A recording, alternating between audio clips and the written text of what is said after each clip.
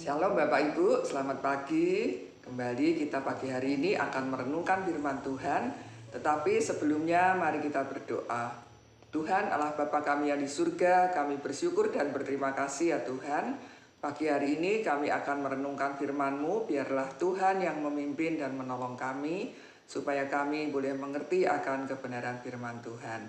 Terima kasih Tuhan, di dalam nama Tuhan Yesus kami panjatkan doa ini. Amin.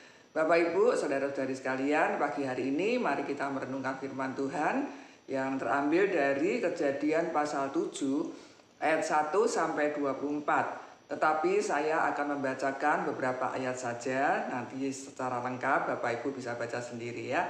Yaitu ayat 1 saya akan membacakan terlebih dahulu.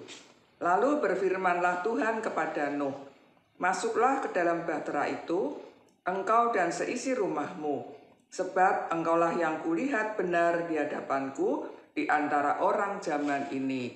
Lalu ayat 5. Lalu Nuh melakukan segala yang diperintahkan Tuhan kepadanya.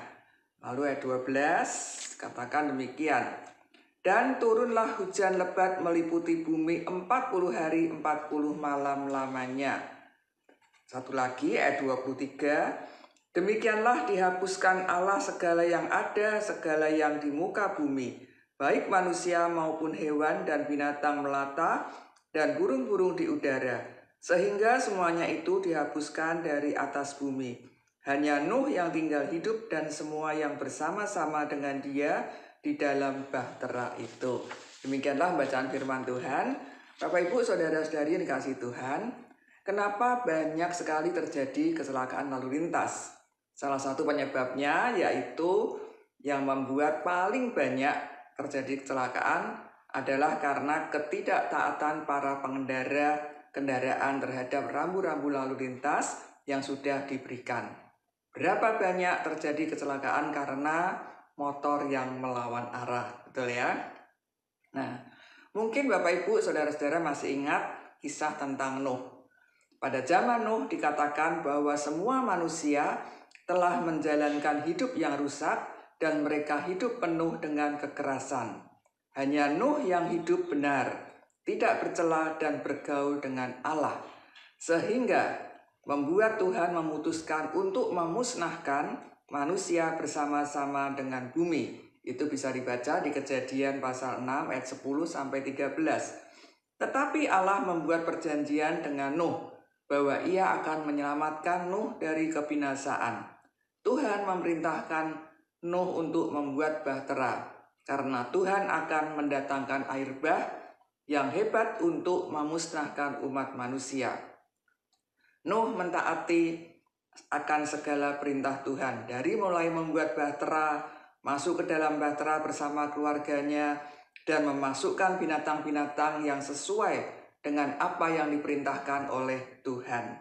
Akhirnya Tuhan sendiri yang menutup bahtera tersebut.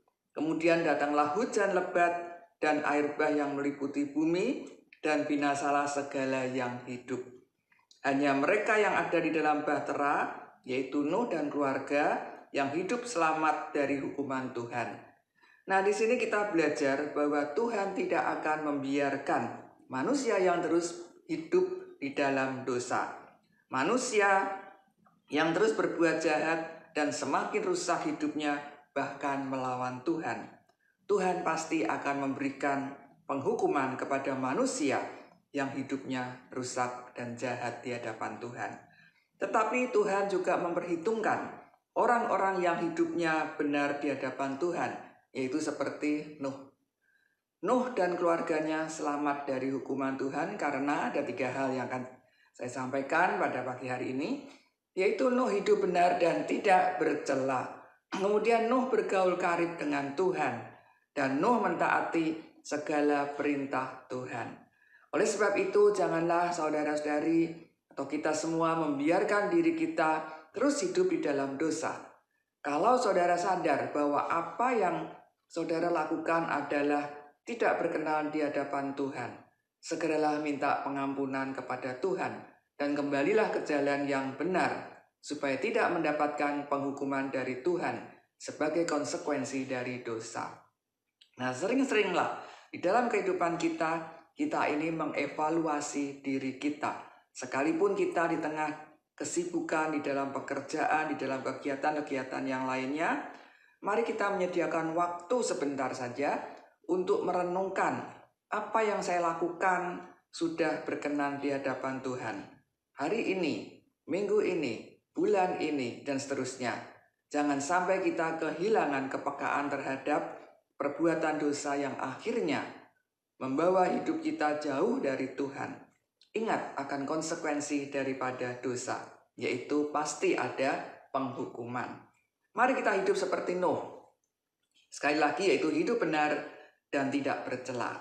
Kemudian bergaul karib dengan Tuhan, artinya apa? Yaitu membangun persekutuan atau mempunyai persekutuan yang baik dengan Tuhan melalui saat teduh pribadi kita, melalui ibadah kita kepada Tuhan.